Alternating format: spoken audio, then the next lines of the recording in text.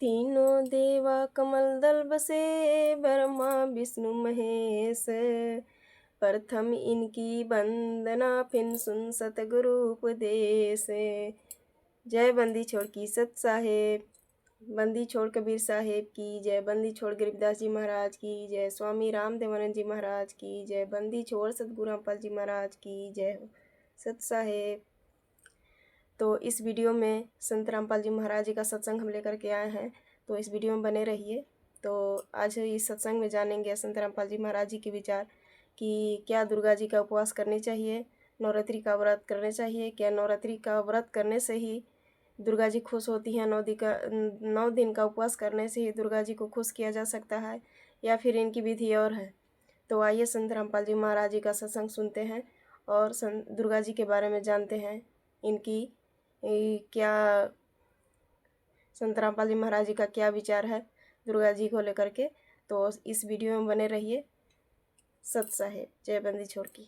अब आप जी को डिटेल से दिखाते हैं, इसी श्रीमद् देवी भागवत को ही पुनः दिखाते हैं पूरी डिटेल से। ये देखिएगा, ये वही श्रीमद् देवी भागवत है, गीता प्रेस गोरखपुर से प्रकाशित है। ये है श्रीमद् देवी भागवत, तीसरा स्कंद यहां प्रारंभ होता है। पृष्ठ 113 है, पृष्ठ 113 है।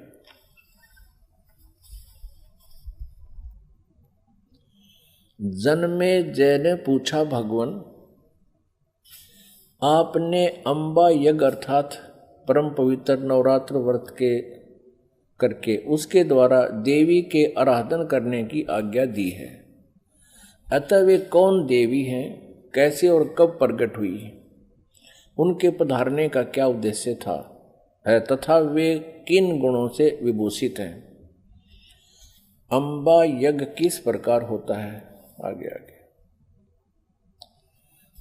ब्रह्मन साथ ही विस्तार पूर्वक ब्रह्मांड की उत्पत्ति भी कही है, क्योंकि भूदेव ब्रह्मांड के विषय में जो कुछ कहा गया है तथा वह जैसा जो है, ये सभी बातें आप जानते हैं। व्यास जी से पूछ रहे हैं, जन्मे जी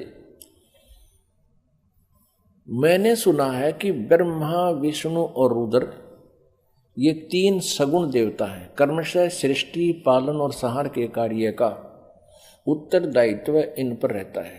पाराशर नंदन व्यास जी, अब मैं इनके संबंध में विस्तार पूर्वक सुनना चाहता हूं, आप बतलाने की कृपा करें। व्यास जी कहते हैं, राजन तुम्हारी बुद्धि बड़ी विशाल है।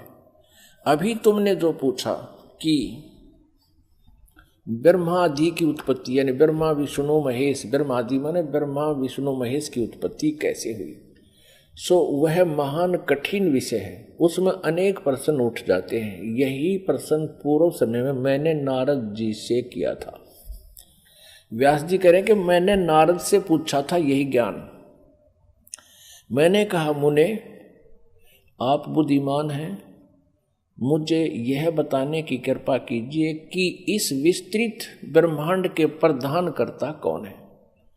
मुनिवर, यह ब्रह्मांड कहाँ से उत्पन्न हो गया। द्विजवर, साथ ही यह भी बताइए कि यह ब्रह्मांड विनाशशील है अथवा सदा रहने वाला है। इसकी रचना ये 114 पृष्ठ पे है, तीसरा स्कंद। करने वाला कोई एक है अथवा बहुत से इसके रचयिता है। कर्ता के अभाव में कार्य का होना असंभव है। यह प्रश्न मेरे मन में उठा करता है। कुछ लोग भगवान शंकर को परम कारण मानकर जगत का रचयिता बतलाते हैं। वे कहते हैं कि देवादिदेव भगवान शंकर अविनाशी पुरुष हैं, उनका कभी जन्म और मरण नहीं होता, वे आत्मा मर्मण करने वाले हैं, देवताओं पर भी उनका शासन बना रहता है। दूसरे कई लोग भगवान विष्णु की प्रशंसा किया करते हैं। वे शक्तिशाली पुरुष, अव्यक्त, अखिल ऐश्वर्य के संपन्न परब्रह्म परमात्मा है। कुछ दूसरे लोग ब्रह्मा जी को सृष्टि का प्रधान कारण बताते हैं। कितने ही आचार्य भवानी को संपूर्ण मनोरथ पूर्ण करने वाली बतलाते हैं। वे आदिमाया महाशक्ति एवं परम पुरुष के साथ रहकर कार्य संपादन करने वाली प्रकृति है। ब्रह्म के साथ उनका अभेद संबंध है। ब्रह्म ये काल है, क्षर पुरुष, और अभेद संबंध यानी पति पत्नी का संबंध है। वे सृष्टि, स्थिति और संहार कार्य में संलग्न रहती हैं। संपूर्ण प्राणियों एवं देवताओं की भी वे जननी है, उनका कभी जन्म मरण नहीं होता।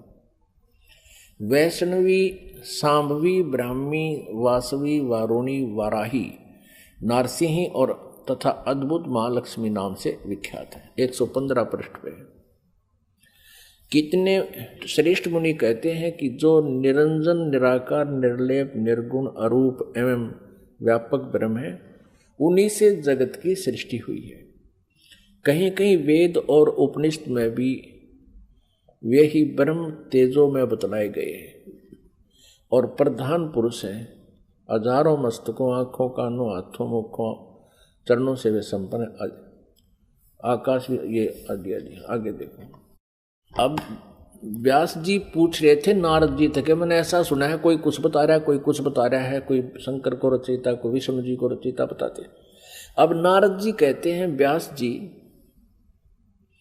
प्राचीन समय की बात है, यही संदेह मेरे हृदय में भी उत्पन्न हो गया था। तब मैं अपने पिता अमित तेजस्वी ब्रह्मा जी के स्थान पर गया और उनसे इस समय जिस विषय में तुम पूछ रहे हो उसी विषय में मैंने पूछा। मैंने कहा, पिताजी, यह संपूर्ण ब्रह्मांड कहाँ से उत्पन्न हुआ? विभो, आपने सम्यक प्रकार से इसकी रचना की है, अथवा विष्णु इस विश्व के रचयिता हैं, या शंकर ने इसकी सृष्टि की है। पर जगत प्रभु, आप विश्व के आत्मा हैं और सच्ची बात बताने की कृपा करें। किन देवताओं की पूजा करनी चाहिए तथा कौन देवता सबसे बड़े एवं समर्थ हैं? निष्पाप ब्रह्मा जी, इन सभी प्रश्नों का समाधान करके मेरे हृदय के संदेह को दूर करने की कृपा कीजिए। सत्यवती नंदन व्यास जी, इस प्रकार मेरे प्रश्न करने पर लोक पितामह ब्रह्मा जी मुझसे कहने लगे। ब्रह्मा जी ने कहा, बेटा, मैं इस प्रश्न का क्या उत्तर दूं? यह प्रश्न बड़ा ही जटिल है। महाभाग, तुम भगवान विष्णु से इसका समुचित समाधान पा सकते हो। ये तीनों देवता, इनको ज्ञान तो है नहीं, इसलिए ये अपने से दूसरे की तरफ धका दिया करें, चलो वहाँ उससे पूछ लो। फिर भी विष्णु जी की तरफ संकेत करते हैं, फिर भी अपना ज्ञान वो बता रहे हैं। ब्रह्मा जी कह रहे हैं, महामते, इस संसार में कोई भी रागी पुरुष ऐसा नहीं है जिसे यह रहस्य विदित हो। जो त्यागी, अहंकार रहित एवं ईर्षा शून्य है, वही इसके रहस्य को जान सकता है। पूर्व काल में, अब सृष्टि की रचना बता रहे हैं ब्रह्मा जी। पूर्व काल में सर्वत्र जल ही जल था। शतावर जंगम जितने प्राणी हैं उनमें कोई भी नहीं थे। तब कमल से मेरी उत्पत्ति हुई। उस समय मुझे सूर्य, चंद्र, वृक्ष तथा पर्वत कोई भी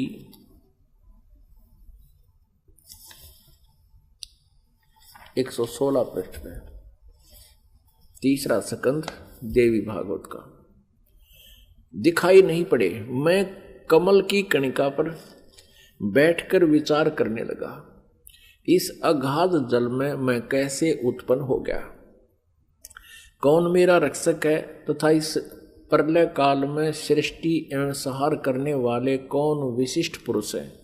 कहीं भी स्पष्ट रूप से भूमि भी नहीं दिखती जिस पर यह जल टिका हुआ है। यह कमल कैसे उत्पन्न हुआ, यों विचार करके मैं जल में उतरा। ब्रह्मा जी कह रहे हैं, 1000 वर्ष तक पृथ्वी का अन्वेषण करता रहा, यानी खोज करता रहा। इस पर भी मुझे उस जल का कहीं और छोर नहीं मिला।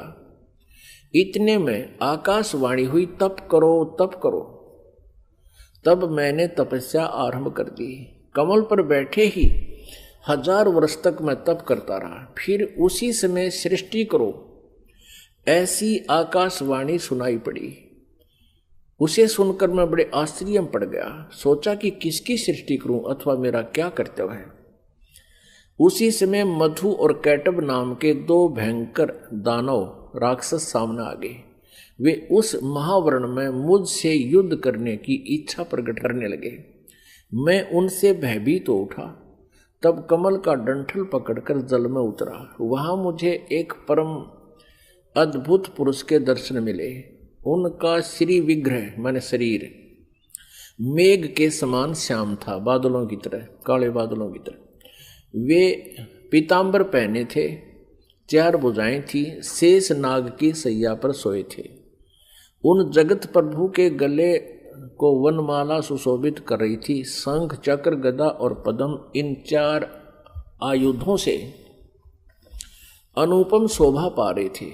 ऐसे शेष शाही भगवान विष्णु का मुझे दर्शन हुआ।